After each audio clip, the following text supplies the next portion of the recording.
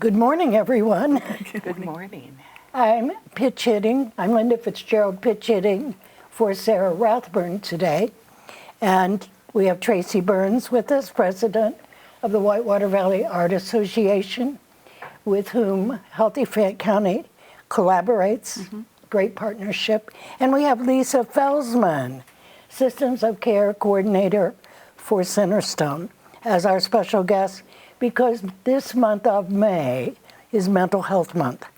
And one of the health rankings which we need to work on, major one, is the mental health of the community. And so how do we do that? What kinds of things can we do? But especially talking to us about an epidemic of loneliness, I understand. Yes. I don't know how many of you have heard about the Surgeon General, Dr. Vivek Murthy, but he has talked a lot about the epidemic of loneliness in the United States especially, but even across the world, and even in the United Kingdom, they have a minister of loneliness to address how to bring people together. And he says there's an epidemic of loneliness, that nearly 1 in 4 people report loneliness, and that loneliness and isolation can definitely impact mental health. Oh, absolutely. Absolutely. And I'm assuming that that has been exacerbated, love that word. I do too. Exacerbated by the pandemic. Oh, yes, especially for our youth. We have levels of anxiety and depression like never before in our youth population, and so many young people also who fall into that category of opportunity youth, where they're neither working nor in school and are just kind of marooned and trying to figure out what to do next, and it is really challenging. So isolation is a part of the whole loneliness piece, and if particularly, some of us live alone and don't mind it, but when we have no other choice but to be trapped inside, it can bring on a sense of loneliness, a sense of isolation, and we are isolated because we can't be out and about. Sure, that makes sense. And so but I'm fascinated because I'm going to the UK, hopefully. How exciting. Well, we'll see. That's the plan. And so I'm fascinated that they have a ministry of loneliness. They have a minister who is devoted to bringing people together. They have some really unusual, innovative things, like even in grocery stores, they have a specific register for conversation. So if you want to have a conversation, you're going to go to that one cash register where the person is ready to have small talk with you and spend a little time with you checking out, because I think in America we're so ready for efficiency and get out of there. But, there's a recognition of people are so lonely, and sometimes that conversation at the grocery store might be the only human interaction, and I think people have heard about how many people who are retired go to the beauty shop weekly to get their hair done, because that's a warm, encouraging interaction. You're getting touch, you're getting that conversation, and a lot of men go to the barber, I don't know if it's weekly, but, for the shave and the, so. So Dr. Murthy talked a lot about how concrete steps to making connections can be so beneficial for dealing with that loneliness and for addressing your mental health. Talks about strengthening social infrastructure, because many of us are not connected with churches like we used to be. In the old days, a lot of people had a church affiliation, but in this modern time, many people are not connected with church. So there isn't that automatic kind of network of people who are your support system. So finding ways to build support systems is so important. Doing things in person with other people where you have an opportunity to build those connections and those warm, rapport that might lead to a friendship. And, following the pandemic, many people are wanting to stay home.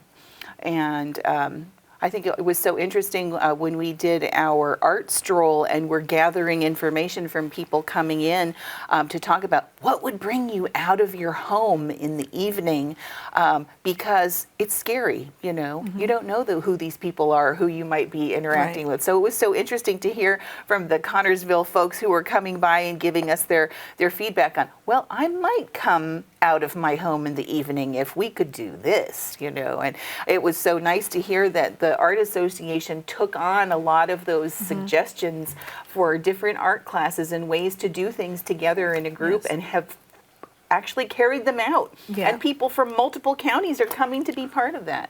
You know, because people are lonely. They are lonely. And I know, and they're hungry for connection. I know when I brought my daughter to an aromatherapy class, maybe 2 Christmases ago at the Art Association, it was such a warm feeling of connection and discussion. And, you know, we need more of that. We all benefit from having that in-person connection with other people.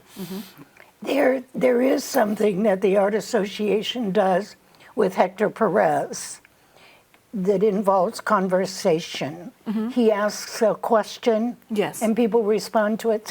Tell us a little bit about that, because that's something that we could promote. So he does, he calls it Socrates Cafe. And so he does this once a month. It's like the fourth Wednesday of the month. And so he usually mentions the question there at the meeting for the next month. And then, or when he sends out his shout out or whatever for letting people know about it, he will remind them what the question is. And so it may be just a statement, just a question about how you see art, or how, you know, or certain artists or something, but it's mostly just a thing to think about. And you come together around the table and you have all these different people of different backgrounds that sit down and talk about this question of how, you know, how they think about it, or how, you know, and then they talk about how each other are different, or how they're the similar, or things like that. So it's kind of an interesting, maybe a little more, I wouldn't say very intellectual, but it is kind of an intellectual thing to just sit and talk about just different things. And it's a great hour or so. And I think we've had maybe 15, 20 people at one time. Oh, that's great. So that's a fantastic turnout. So, you know, things like that. And then we do a documentary night too, of artists. So we have, that's like the first Wednesday. We do a different artist every month. And that's another social time where people can have popcorn, or how nice. And they talk about the artist afterwards, you know, what they liked about this particular artist, how they affected art in our day, you know, from today, and things like that. So That's great. I love that. Who are the happiest people in the world? And where does the U.S. fall in that? Well, I just heard the World Happiness Report was just released for 2024 through the Gallup World Poll, and Finland is the #1 happiest country for the 7th year in a row.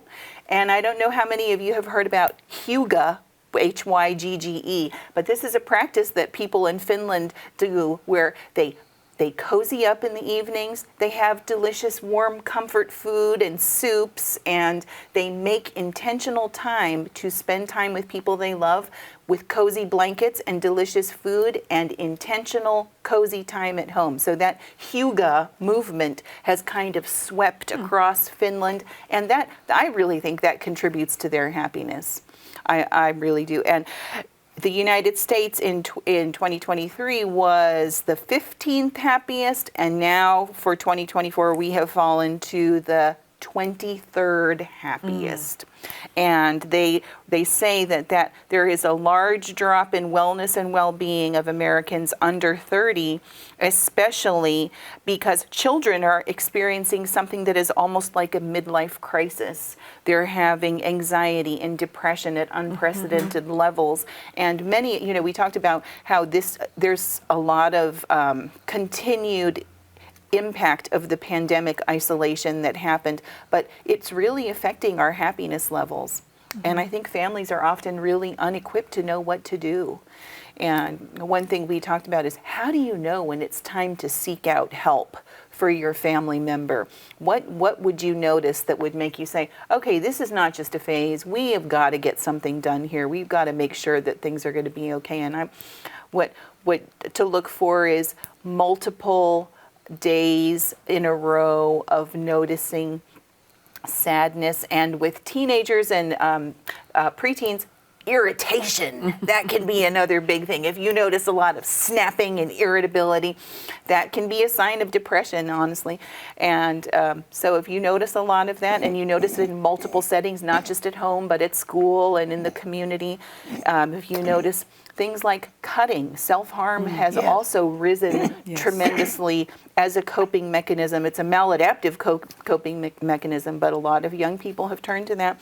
If you notice disordered eating, that's a very important thing to follow up with a concern. And it is always an important thing to say, if you're noticing something, don't be afraid to reach out and ask for help. And in system of care, one thing that we've heard is that families often wait 12 years to seek out help. And often it's not the family that is the one who's seeking help. It is systems coming in behind them, like the Department of Family and Children or probation or the school system, who says, you have got to get something done. We are noticing tremendous problems here. So empowering yourself to say, I can do this. It's scary, and often there's stigma around, oh no, this can't be happening to my family or my kid. But it is so important to reach out and seek out help if you're concerned at all. Just do it, because it could be, a couple of counseling sessions or some plugging into the community to be connected with other people could make a world of difference. One of the things that I'm thinking of, Lisa, as you're sharing, is the fact that we've lost family dinner time. Oh. And even if we're together, I know I've taken my grandchildren out for dinner, and everybody's on their phone. And I have to say, okay, we're doing this because Grandma wants to have conversation. Good for Let's you, put the Linda. phones down. Good for you. But we've lost that. So if families could implement that just one night a week, everybody sits down. How was your day?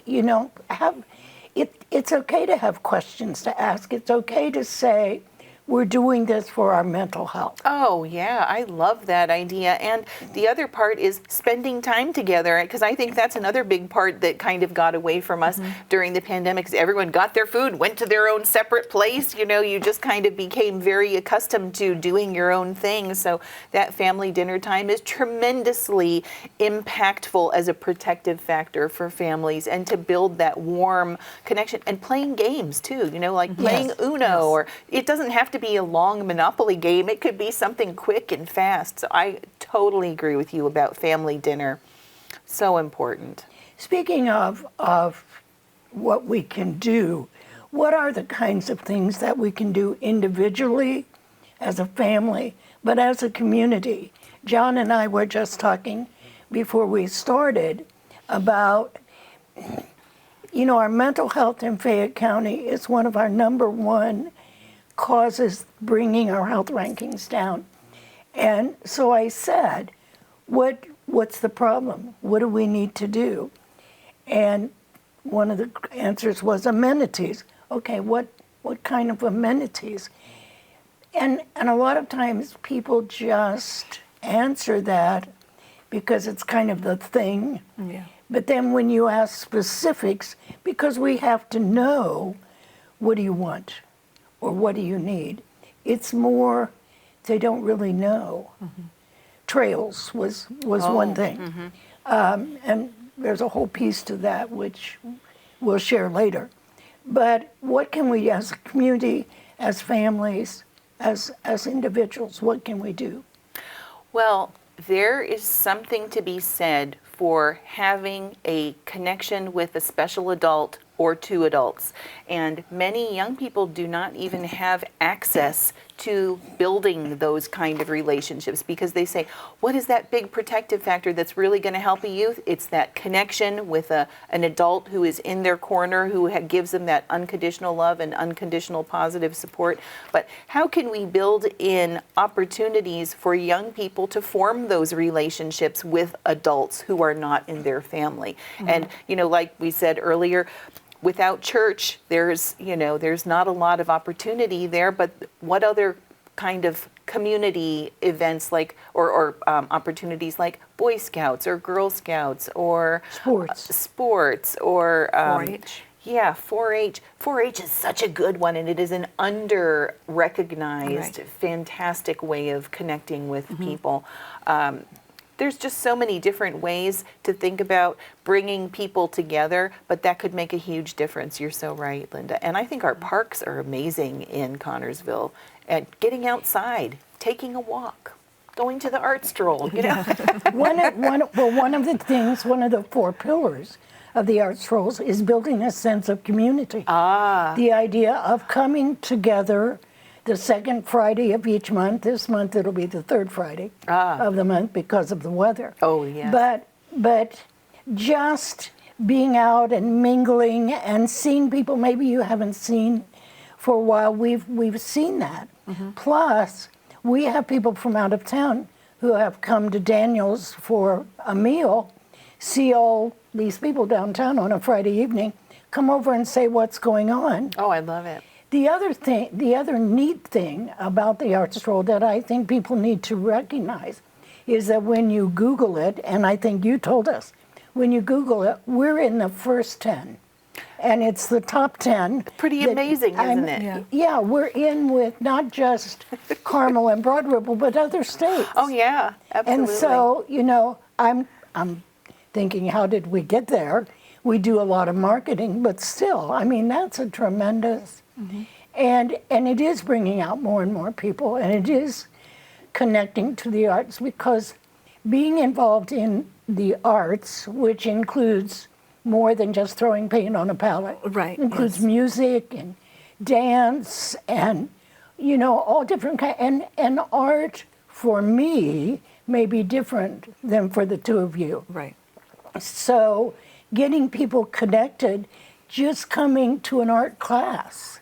And I know that some of the answers in the first questions that you asked, there was a lot of fishing comments. So I'm thinking about who can we find, I know somebody in the community who's a fly fisher person who could get together with a group of young people and adults to go fishing. They may never say anything to anyone, but just being out in nature and in the water and with a group of like-minded people, I think that's important. I do too. It's important to be with like-minded folks, but it's also important to be with folks who share different philosophies and values. Yes. Oh, I agree so much. And when you were saying that, it made me think about the group of artists who are there whittling sometimes during the art stroll, where that could be something too, because is it certain Mondays of the month where they meet to do the whittling, and anyone can come and join in for the wood carving? Or?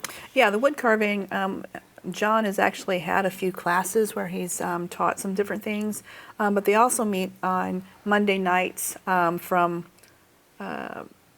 6 to 8 on Monday evenings, and there's just a bunch of people in there. They say they try to solve the world's problems while they're doing all their wood carving, and there's some beautiful pieces, and they will sit down and just show you how to start. And we've had a couple people come and do that. They've become members of the art association and the wood carvers. And then we've had some other things going on too. So I mean, we've had some stained glass. We've had some crochets coming up and things like that. So so people are really wanting to be involved and learn some hand things again.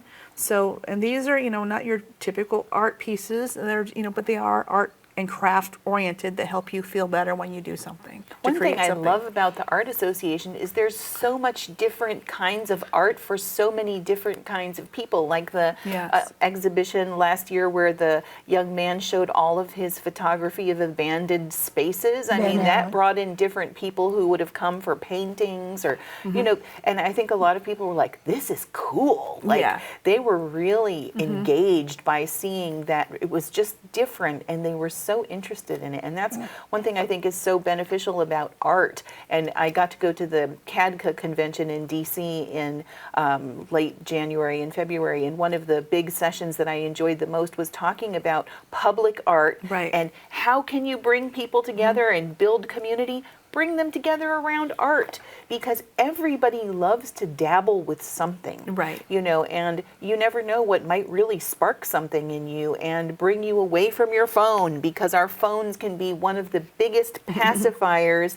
And, you know, we can miss out on so much just by being connected to our phones all the time. And, you know, it's just built-in entertainment. But if we Yes. can put our phones down and get more connected, that's so good for our mental health. It's good for our community building. Yes. It's good for everything to be able to get that increased connection with other folks.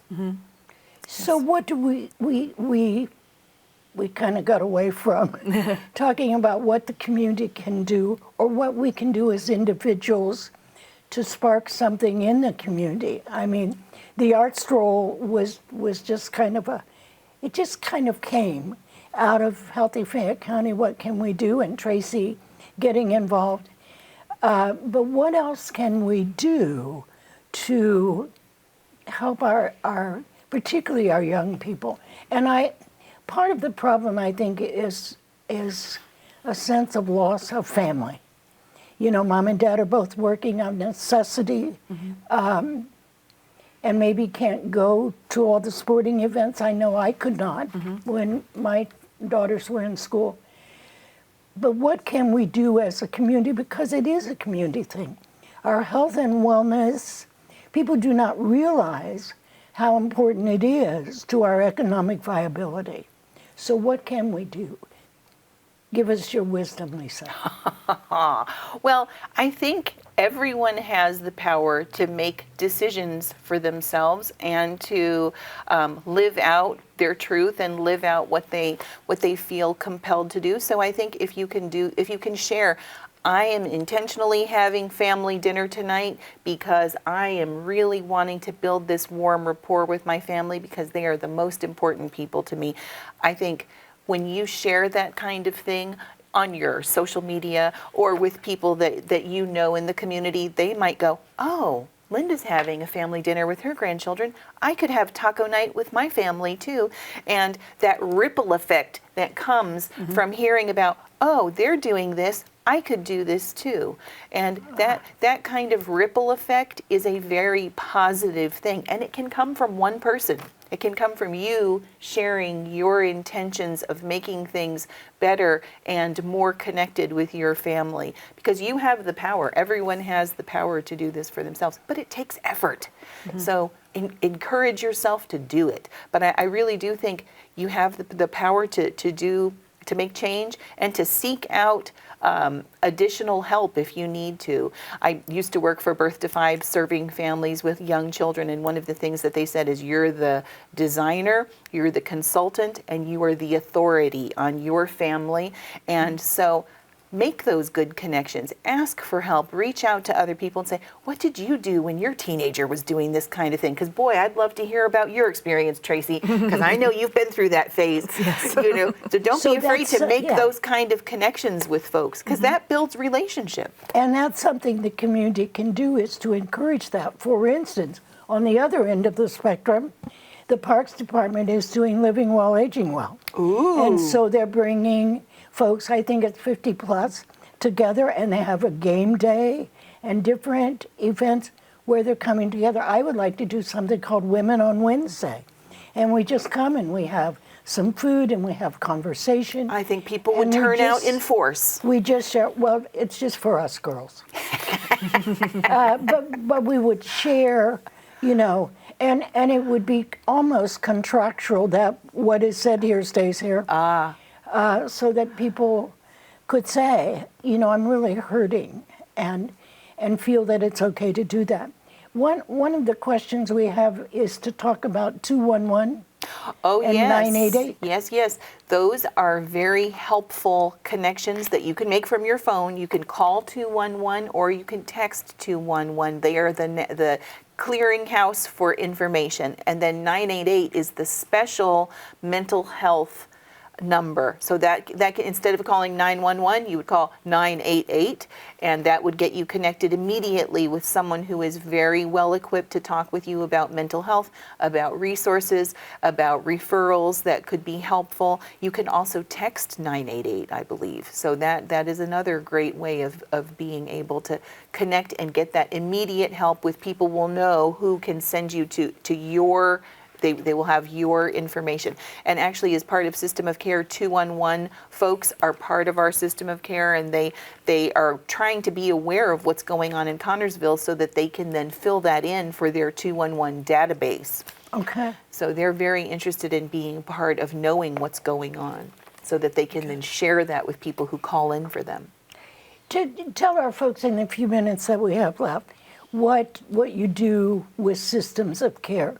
I mean, I can, as a former hospital social service person and former therapist, I can think of all sorts of systems of care. But I think it might be helpful for people to know specifically what you do with Well, my systems. goal in System of Care is bringing people together to talk about who does what, making that face name recognition, because often there's a story I have out of Wayne County where someone was standing right next to a Brianna's Hope sign, having a cookout like for outreach. And this was Tim Pearson from Bridges for Life. And he was talking to someone who walked up to him and he said, we really need to find help for substance abuse. We don't know what to do for my daughter. And Tim said, well, have you heard of Brianna's Hope? It's right there. And the man was standing there right in front of the sign, and he didn't know that was a beneficial resource for him that he could just walk to, and it was so close, but he didn't know it was for him. So the big focus for System of Care is how do you know what's out there, and how can you access it? How can you make the access broad for everyone? So making that face name connection and then learning about what's happening in the community. And I often have different presenters who share, and most of our meetings are virtual, so we can include the broadest range of folks. We're hoping to have a training on, QPR, Question, Persuade, Refer, for suicide prevention in June. Say that again. A QPR, Question, Persuade, Refer. So hoping to have that in June, and we'll be able to share that information out. But really bringing a stigma reduction to mental health and building that network of connections of people who are both paid and unpaid into focus for folks is what System of Care is. Okay. When I was doing some private practice, it was not unusual and I focused on women, for women to come who weren't really, they didn't have a DSM Sure. Disorder that I could put on the insurance form, but they wanted growth. They basically were paying for someone to talk to that would hold their secrets, but respect them and basically cause them to look inward, because the answers are within us. And it's a matter of kind of getting in touch with those and drawing them out. I mean, really good therapists just know how to draw that out. But I think sometimes, and if we can remove the stigma that going to a counselor doesn't say you're this disorder or that disorder. No. It's simply saying, I need someone to talk to. Absolutely. And someone who maybe has been there and done that. I mean, if you have a pastor who's skilled in that, in counseling, that's great, and you trust them. But it's okay. Absolutely. Yes. Reach out and get the help that you need and deserve. Absolutely. I think we're almost done. This has been great. Thank you, Tracy. You're welcome. Thank you, Lisa. It's been a pleasure. Thanks so much for having me. Oh, we'll have you again. Okay. Trust me. We will do it. Thank you. What's coming up at the art gallery while We're getting ready for the Whitewater Valley Regional Art Show, which will include Fayette County, all the members of of the Art Association, and 6 counties that touch Fayette County. So that will be the second Friday of May, which will be the same time as Celebration in the Ville. And also, Imagine Performing Arts is going to be open, and they'll be doing some, possibly some reenactments for historical purposes for the renovation of their building. So they're planning on some different things with that. And so it'll be open there at 406 right next to the art gallery. So we'll have both performing arts and visual arts available. So Great, wonderful, thank you, and we're done.